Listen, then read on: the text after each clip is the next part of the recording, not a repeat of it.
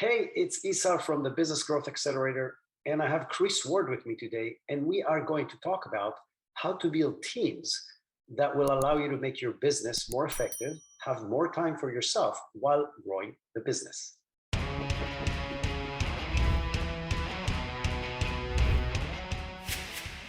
Brilliant.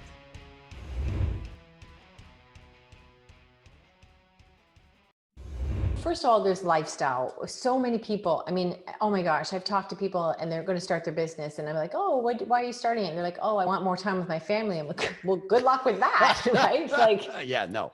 That's hilarious, right? And so there is lifestyle that you were promised, this freedom lifestyle. But then there's also that, what happens is you started this passion, whatever it was, because you had this creativity, this fire in your belly. But what happens is you get caught up in the busyness of what you do. So all of a sudden, there's always pre and post work no matter what you do. I don't care if you're a brain surgeon, there's pre and post work. And what most people don't understand, they think that, oh, my business is different. I'm the only one that can do it. And, they don't understand there's all this pre and post work that you can execute. Like, for example, I was dealing with one of my clients and she was an interior designer. And she's like, Kris, you don't understand. I'm the only one who can do it. I go in, I see the room. It just comes to me. I move stuff around, blah, blah, blah. Okay, great. But then we sat down, we looked at the pre and post work. So what happened was we were able to get admin work done before she even arrived. She used to take about an hour and a half to do these appointments. And now they were down to like 35 to 45 minutes. Then all of a sudden she's writing a book, she's going on stage, she's doing podcasts, and she's really just spreading her wings and being an influencer and doing all these creative things, spreading her word, because she was able to have the pre and the post work and the busyness, because we really live in a copy and paste world. And she could really decrease that so she could stay in her zone of genius. So that's a big example. People think, I can't afford it, and you don't understand my industry. And what I would tell you is it falls under three categories. And this is really important. This is what I call the 3Ds. People experience what I would call damaging overhead, and that includes you. If you think that you doing it yourself is saving money, then the first question I would ask you is, okay, how much is the lifetime value of your client? So if it's like $1,000, if you got a client this month, what would happen if you got two? And then what if they stay for 3 months? So then you doing it yourself is costing you a couple of grand a month. So you have damaging overhead. You have delayed income.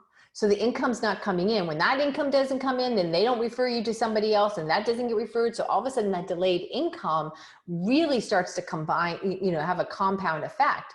Sure. And then third thing I would talk about is diminishing opportunity.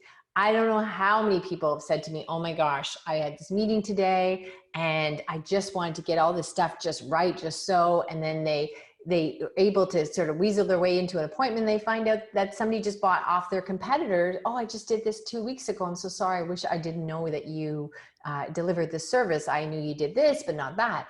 So it's a 3Ds: damaging overhead, delayed income, and diminished opportunity. So what happens is you start a business, but really you're working from an employee mindset and you're trying to do it all.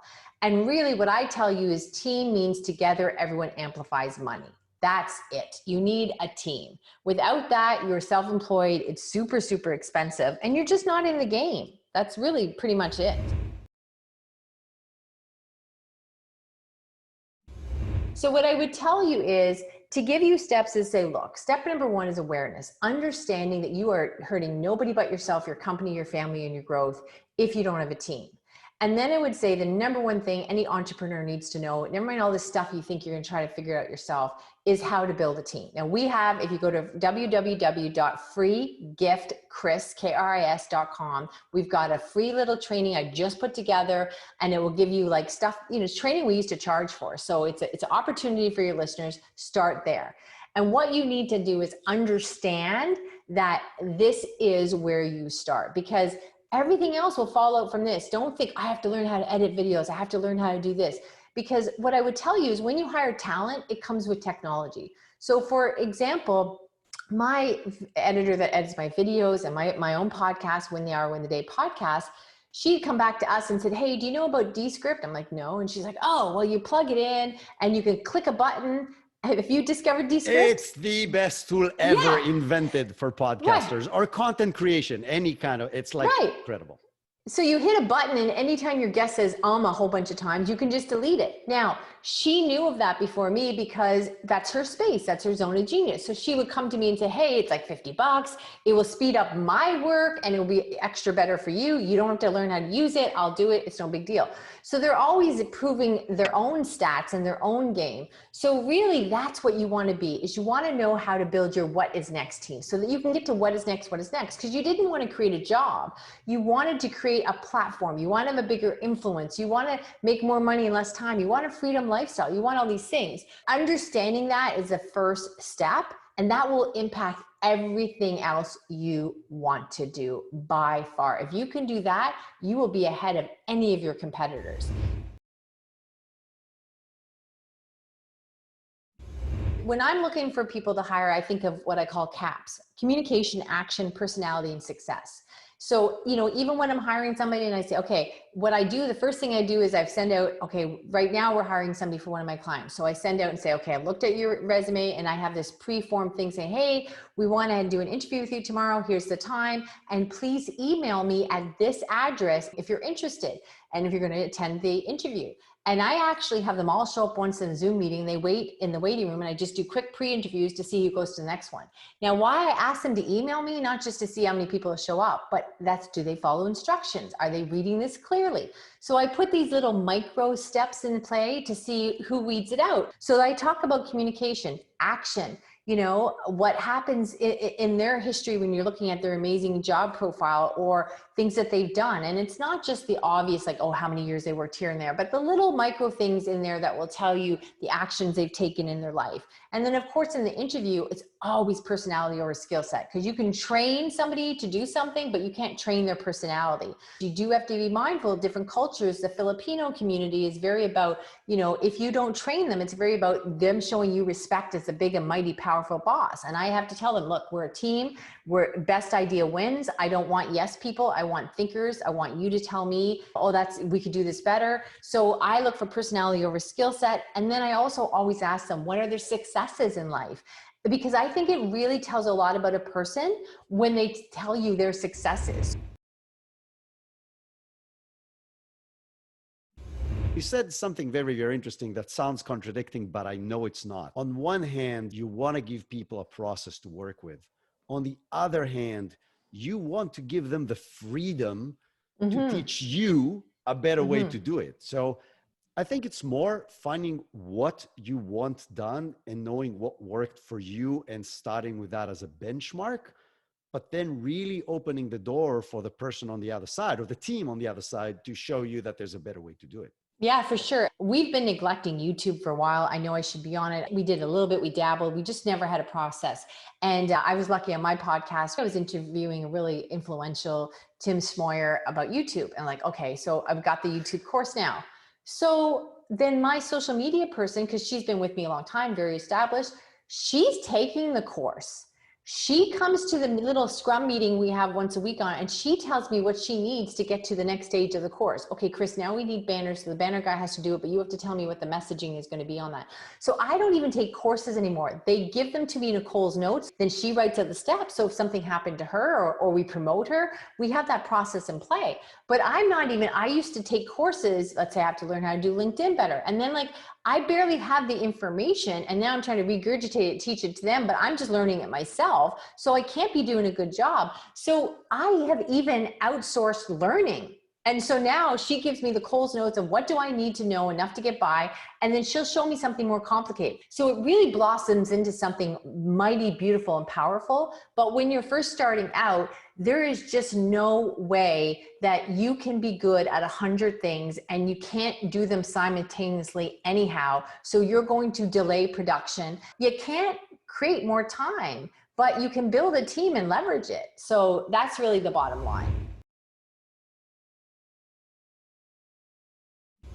Virtual assistant is usually a great place to start, and start small. Now, there's a number of different platforms that you can go different places for. One of the most established long-term ones is Upwork. It used to be Odesk, now it's Upwork. It's brilliant. It's brilliant. Yes. The downside to Upwork is they take 10% off whatever you pay them forever. In the beginning, that's not a problem. But it is 6 years later when you go, oh my gosh, how much have I paid Upwork for the last 6 years? The other thing is Upwork is it's great. It's a good mixture. and they have a lot of VAs there. Then there's also online Philippine jobs. They have a membership. It's like a monthly thing. It's a little bit more expensive. It's like $60 or something, but they expect you to cancel the membership when you hire your people. So often I'll go in there when I have to hire a bunch. When I work with my coaching clients, we do the hiring for them, and then we onboard and train them how to do all this stuff. And we'll go on once every couple months and we'll hire a bunch of people, and we just cancel a month later, and they expect that. And that's fine. I want to add two things for people who never tried it or experienced it or even know what we're talking about. But getting a virtual assistant from overseas, like from the Philippines or through Upwork. So Upwork is really just a posting platform where you can post jobs and people can bid on them. And you can also go actively look for people, see their experience, see what they've done, see what reviews they've got, see the actual jobs they want completed, and say, oh, I want him to pay attention. And then you can call him in if you want to bid on your job, which is amazing because you can get any work you can imagine done for pennies on the dollar compared to if you do them here in the US.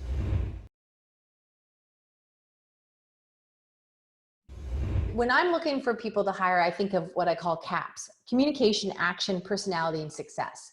So, even when I'm hiring somebody and I say, okay, what I do, the first thing I do is I send out, okay, right now we're hiring somebody for one of my clients. So I send out and say, okay, I looked at your resume and I have this pre-formed thing saying, hey, we want to do an interview with you tomorrow. Here's the time. And please email me at this address if you're interested and if you're going to attend the interview. And I actually have them all show up once in a Zoom meeting. They wait in the waiting room, and I just do quick pre-interviews to see who goes to the next one.